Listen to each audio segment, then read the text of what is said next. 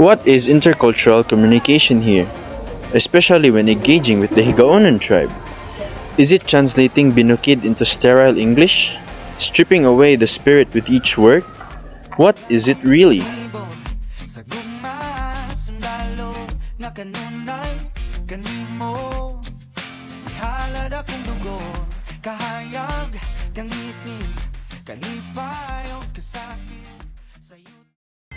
Good day, Claveria!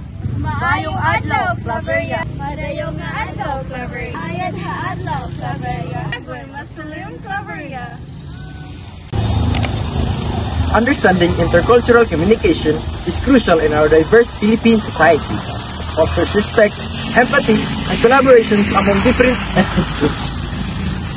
By delving into the Higaonon tribe's unique cultural mannerisms, cultural approaches to certain traditions and their customs, are we able to fully grasp and fully reach harmonization within our multi-ethnic society. Today, we'll be exploring the vibrant culture of the Higaonon tribe, an indigenous group residing in Misamis Oriental and other provinces across northern and central Mindanao. The Higaonon is derived from three words. Higa means living, Goan means mountain, and Unon means people. Therefore, Higaonon translates to people of the living mountains. They are also known as people of the wilderness.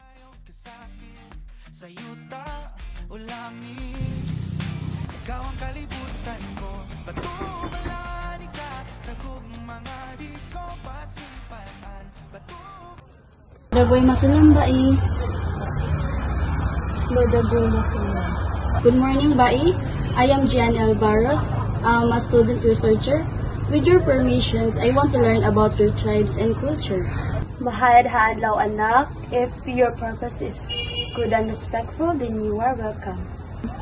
So, bai, when Higaonon people greet each other, what gestures or words that must have important? We say, mahayad haadlaw, mahayad hagabi, good morning or good night. Most important in greetings is you have to give us more amount of money or coin to show our respect in our tribe called Pantingin and Pahalipay. This is a part of your research. Ang proper approach niya mga tagyod mo kwarta dito sa dato o baing nga inyong lulat. Bisag kinsa, bisag asa nga tribo. I want to ask about your costumes. So, singsing na si anak na kanat tinuod niya ikan sa hari na order. So, mo gihapon ni siya. Nagsain ni siya sa mga leadership. So, kani po na ang headdress, muna nga magtaod yun yung headdress labi na kung na ay ritual. Kuan ni siya, kani nagsain sa kamaalamon. Meaning sa Higaonon is God or by God. Thank you for sharing, Bai. So what I heard right now, I will make sure that it reflects your wisdom and honesty. But remember, anak, respect is not just words. It is how we sit, how we walk, how you learn from us. It is not just for school, it is for life. This is the way of Higaonon.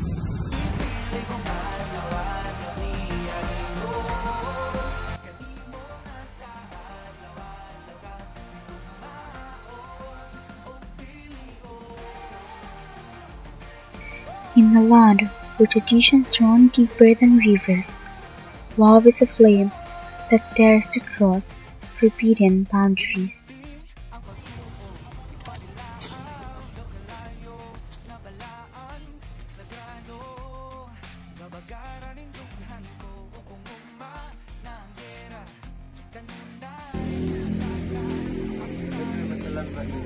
Klaro da alingan, da dili kayo magpamanang o magpangasawa sa dili tagadila. Kung himuon man, traitor ka na sa atong aksuan. Why should love be a crime? Are we not humans before we are tribes? If only they could see us, not as enemies, but as two souls who met each other. They dream of life together, but every dream was chained by the weight of tradition. Dini sa tribo ka ng pero lang naanay dako kayong kausapan sulod sa tribo ka. Pero dini sa tribo wala kinang itong pagbatasan nga ang lalaki tipo yan ang babae. Okay ang lalaki murag ka na bang kapay-kapayan lang si babae.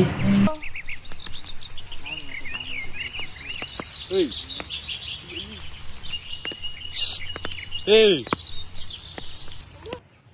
Ako mga apo sa mga paise sa siguro yung classmate bayan niya mo agi kaya. Uy, isa pastos ba niyo? Ana ako gid akong apo nga lalaki. Uy, langlan kay ikaw mo na ituyo sa babae mo duol ka. Bisag babae ka pud na kay tuyo. Ikaw duol ka gid. Kuya ananay niya mga uyab lugar ko na mo ana lugar ko nga ako ituyo I love you.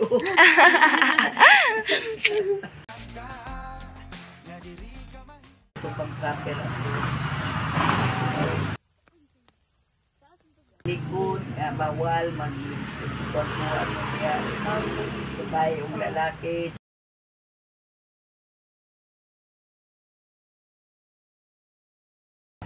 Dugamit mo tuloy sa iyo. Magpapasalamat.